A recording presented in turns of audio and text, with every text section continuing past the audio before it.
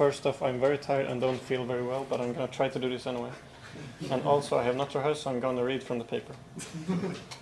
Okay, so this is the game I've been working on for last 9 months, and I don't have a musician yet, so I'm gonna use music from System Shock 2 in the trailer for no reason. Come on. The good Mecha Santa and his robot elves are planning to spread joy and presents all over the world. But he sure didn't give me any presents when I was a kid. If I don't get presents, no one should. Come on, Catstrike, let's take him down before the world becomes a happier place.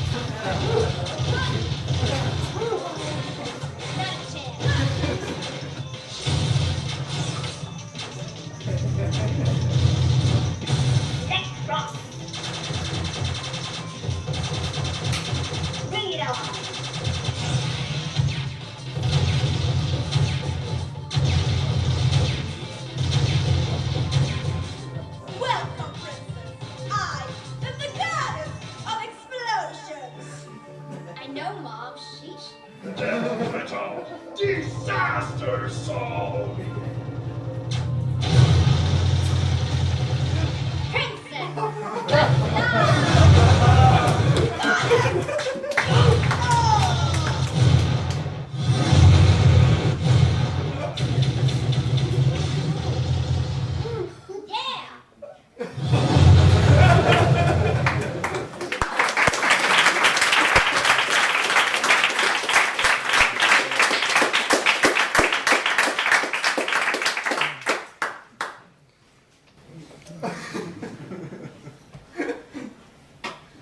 Again.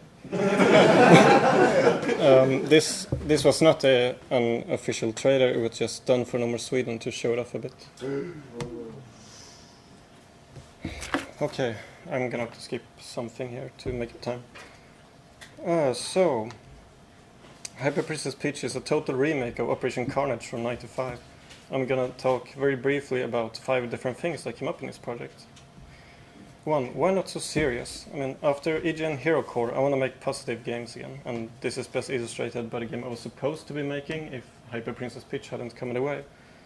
And it was getting me depressing with all the serious twists to my games lately, and there's nothing wrong with mindless action as long as you... It's only the way you present it, really. And apologies to Arvi, but unoriginality is okay for me, because I copied the entire gameplay from Operation Carnage in this game. It was a lot of fun not to have to worry about the design at first, but I added upon it with my own ideas and entirely new content, gameplay, enemies and weapons, everything. And I usually do this, I copy parts of other games, cobble them together, like Arvi said, and try to make something new from it, or in this case, not so new. And I know there are a few people who think everything sucks if it's not completely original, but it's my personal opinion they can tie their foot to an industrial ceiling fan over a snake and cactus farm, because original doesn't automatically equal good, nor does something that stagnates. A driving character. Hyper Princess Peach is the daughter of the goddess of explosions and bear miner. She is aggressive, but in a positive way. I wanted this to be reflected in a whole game, so even if you die, I don't want to rub it in. Her last words when running out of lives is always, "I'll be back." Humor references. There's a lot of random stuff in this game, and it comes from Garden of Carnage a lot, because Princess Peach is a side character in Garden of Carnage. And I hope people won't think I'm trying too hard to be weird, because I want to keep it a consistent style to it all. And I'm going to skip the rest part of this because it's too long. The details make the game. People will enjoy a good game, but I think it's the details they'll really remember. Not everyone will find or notice the details, but those who do will feel rewarded. It gives the impression that there's more to the game than there really is, like standing on the first screen where it snows will cover up Peach in snow. And you'll be pleased to hear that there's a lot of hats in this game. She wears a different hat for every difficulty level to represent it. They are also represented in every cutscene and so forth. And finally, if you know someone fluent with mod or XM tracker music, please send them to me because I need a musician. Thank you. And are there any question marks in the audience today? No? What's the release date?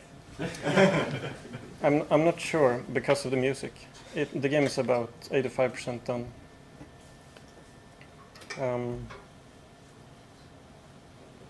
If there are no questions, then I can also say, okay. Is it a pure carbon copy? I mean, did you copy the level design as well?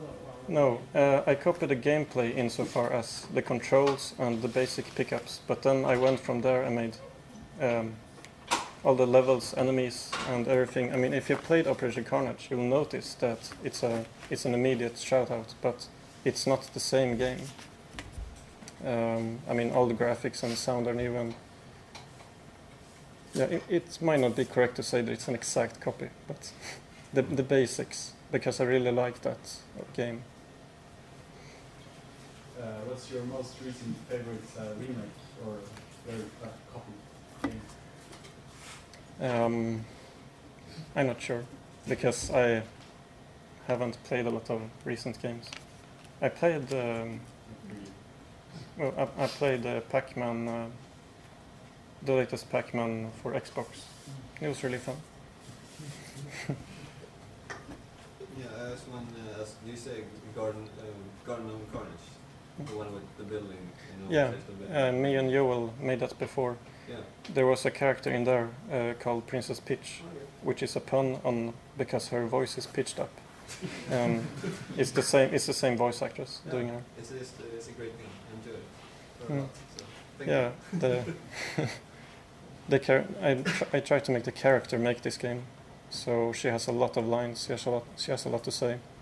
She's inspired by the apparently crazy protagonist in Operation Carnage because he always talks to himself, says the names of the bonuses he picks up. So she does the same thing, but she also pile drives things. So. And how much time do I left? Minus 2 minutes. Okay.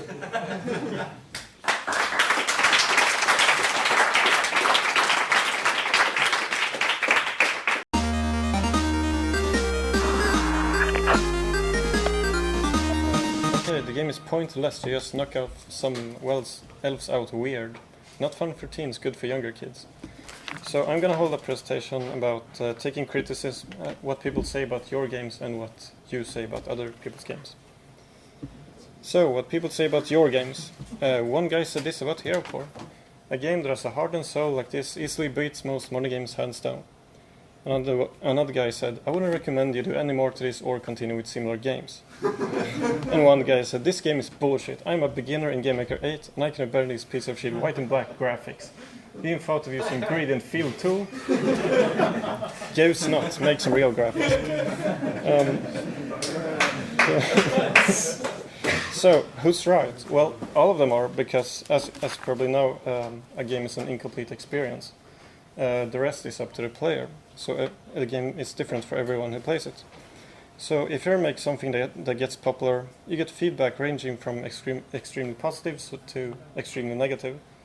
And it's always nice to get appreciation and constructive criticism for your hard work. When it gets a bit too critical, say someone thinks your graphics sucks and it makes the game unplayable, which is a common complaint about EG, it's still a valid point because that's what they experienced. You don't have to redo your graphics for one guy, but you can ask what specifically they didn't like and think about it in the future. I keep telling this story, but the first thing that happened when I released EG in 2008 was terrible, because people complained about major gameplay problems, sometimes making personal attacks because they thought I was an idiot who didn't get it, despite not knowing me. So after I sulked for a while, I sought out all of these comments on Google and then I fixed them. At the time, it was more of anger and proving them wrong than actually wanting to make the game better, but in the end, it became a lot better, and I finally learned to take criticism. I couldn't do this before. I was the kind of guy who said it's just my style, but now I know in hindsight that these graphics are really pretty tacky.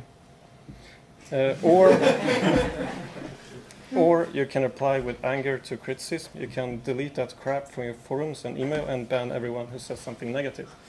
So what happens? You stagnate and stop improving, and you keep making the same mistakes for the rest of your life. And if you want to do that,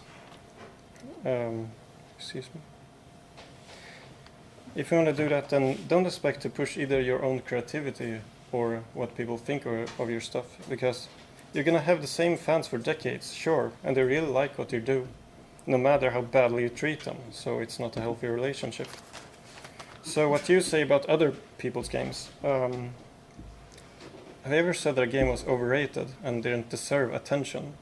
Well, of course, the same thing has been said about your games, or games that you like. And I know we're old enough in here to know better, but are we really? Because take any popular game, and if you played it and just didn't like it, then, well, it doesn't invalidate other people's like for them. I'm not saying I'm above this either, because I'm only human, but when someone said that they felt that Metroid Prime 3 was rushed and could have used more content, and he called the developers lazy. And I played that game, and I can tell you that no one on that team was lazy. Surely adding some more bosses is just a day's work. So then we come around to someone saying that your game is an overrated piece of crap, and hopefully that's when we realize something about ourselves. But some people don't, because they don't actually code games or write books or movies, and they don't know what it's like to be on the receiving end of those words. Of course, this goes for everything, not just games, and that's the point of this presentation. It's empathy, trying to put yourself in other people's shoes for a while.